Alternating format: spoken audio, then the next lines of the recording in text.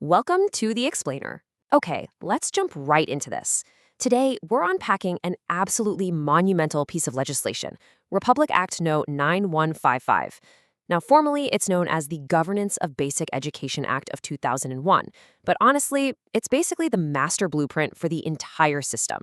If you want to understand how public education is truly governed, how the big decisions are made, and where the power actually lies in shaping the minds of millions of students, well, you are in exactly the right place. We're going to use the actual text of the law itself to map out the whole shebang. So, have you ever actually stopped to wonder who pulls the strings in the Philippine basic education system? Like when a local school desperately needs new desks, or a fresh curriculum is rolled out, or a new teacher is hired, who's making that final call? Is it all just dictated by some distant office hundreds of miles away in the capital, or do local communities actually have a say? That exact tension between top-down authority and local accountability is precisely what RA 9155 was designed to tackle head-on.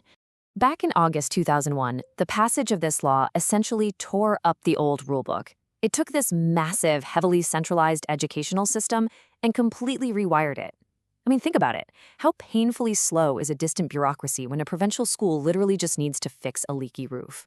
It's a nightmare, right? The goal here was to slice right through that red tape and push the decision-making power much, much closer to the students. It established this crucial framework called shared governance, which we're going to explore in detail. Here's our quick roadmap for today's explainer. We'll start with the big education shift, move into defining basic education, zoom down the bureaucracy, look at the heart of education, and wrap up beyond the classroom. Part 1. The big education shift. You know, sometimes to fix a completely broken system, you have to just strip it down and rebrand its core mission. For years, the department was known as DEX, the Department of Education, Culture, and Sports. But RA 9155 literally chopped culture and sports right out of the title to create the DepEd we know today. Why do that? So the department could get a laser focus entirely on basic education. By shedding all those massive extracurricular responsibilities, DepEd was finally given the sole authority and the sole accountability for improving basic education across the entire country. No more distractions. Moving on to Part 2, defining basic education. Okay, so if DepEd is now completely obsessed with basic education, we need to know exactly what the state actually considers that to be under this framework. The law breaks this down, starting with the most familiar route, formal education. The legal definition here is a systematic, deliberate, and hierarchically structured process of learning. Basically, this is your standard elementary and high school progression. You finish a level, you grab a certificate, and you move up to the next grade. It's the traditional, sequential classroom schooling that pretty much all of us grew up with. But here's where the law gets really cool and highly inclusive. Basic education isn't strictly limited to just formal schooling. RA 9155 officially recognizes and elevates the Alternative Learning System, or ALS. This is a parallel track specifically designed for out-of-school youth and adult learners. It covers non-formal education, like organized programs outside the standard framework, and informal education, which the law beautifully calls the lifelong process of acquiring knowledge from daily experiences at home, at work, and at play. ALS guarantees that basic learning needs are met, even if you're way outside the four walls of a traditional classroom. Part 3. Down the bureaucracy. Now that we know exactly what DepEd is supposed to be teaching, let's see how they actually manage it all. We're going to zoom down the bureaucratic ladder, level by level, following this whole shared governance idea. And we start at the absolute top of the pyramid, the national level, headed up by the Secretary of Education. The Secretary has overall authority over the entire department's operations. But, and this is a big but, under shared governance, their job is absolutely not to micromanage local schools. Instead, the Secretary is the big picture architect. Their actual job is formulating national educational policies, creating a massive national basic education plan, and setting the standards that every single school in the country has to aim for. They also handle national research and monitor learning outcomes on a macro scale. They set the rules of the game for the whole country. Stepping down one rung on the ladder, we hit the regional level. The Philippines is divided into multiple regions, each headed by a regional director. And their main job?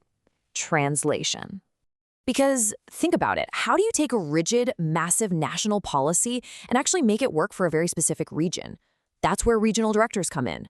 They define a regional policy framework that takes that national mandate and injects it with the local values, needs, and expectations of their specific communities. They evaluate the superintendents below them, and get this, they hold the actual power to approve the establishment of new public and private schools in their region. They are the bridge, ensuring national standards aren't totally tone-deaf to local realities.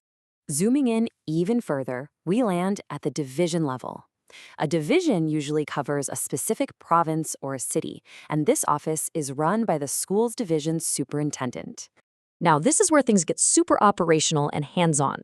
The division superintendent doesn't just pass along policies, they are deeply involved in human resources and the money. They implement the education development plans for their area. They have the hard authority to hire, place, and evaluate both teaching and non-teaching staff, including the school heads. They also closely monitor how government funds are being spent by the schools and their jurisdiction. So if you've ever wondered who actually holds the purse strings for your city's education budget, it's this office right here. Let's go down one more level and see how this trickles down. We are now at the school's district level. A division is chopped up into these districts, which are basically clusters of schools located right near each other. This level is led by the school's district supervisor. What's really fascinating about the district supervisor is that they actually step away from all that heavy administrative, hiring, and budgetary stuff from the division level. Instead, their mandate is entirely academic. They give direct professional and instructional advice to school heads and teachers. They supervise the curricula. Think of them as the direct academic mentors and curriculum guides for that specific local cluster of schools. Part 4. The Heart of Education. Okay. So we've traveled from the national capital, down through the regions, the provinces, and the local districts.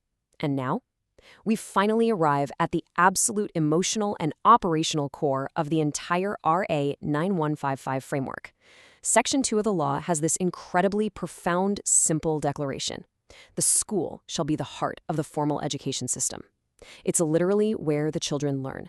Every single bureaucratic layer we just went through, the secretary, the directors, the superintendents, they all exist for one reason only, to support the school. And because the school is the heart, the school head, the principal, is granted some serious decentralized authority. Under this law, they aren't just figureheads waiting for orders. They are instructional leaders and administrative managers. They set the unique mission and vision for their specific school. They implement the curriculum, create the learning environment, and manage all the physical and fiscal resources. The law literally empowers them to take donations, build community networks, and make grassroots decisions for their students. Remember that leaky roof we talked about at the start? The school head now has the actual mandate to just get it fixed. And finally, Part 5, Beyond the Classroom. Just a bit of administrative housekeeping before we wrap up today. Remember that massive rebrand from DEES to DepEd? If the department is now only doing basic education, what the heck happened to the culture and sports agencies? Well, the law shifted them. Cultural agencies like the National Library and the National Historical Institute were transferred over to the National Commission for Culture and the Arts, or the NCCA. Meanwhile, all functions related to sports competition were handed off to the Philippine Sports Commission. But don't worry, the actual programs for school arts, culture, and physical fitness, those stayed right where they belong as a core part of the DepEd basic education curriculum. And that brings our structural map to a close. RA 9155 was this visionary, massive leap towards shared governance. It was all about democratizing education, trying to make sure the top brass actually coordinates with the grassroots level. But as we all know, a law is really only as good as its actual implementation on the ground. So I want to leave you with this to chew on. Take a hard look at the public schools in your own neighborhood. Do they actually reflect your community's values? Does your local school head really seem empowered to make independent decisions for their students? Because understanding this explainer is just step 1. Step 2 is actually holding the system accountable to the promises it made. Thanks so much for joining me to decode the Governance of Basic Education Act.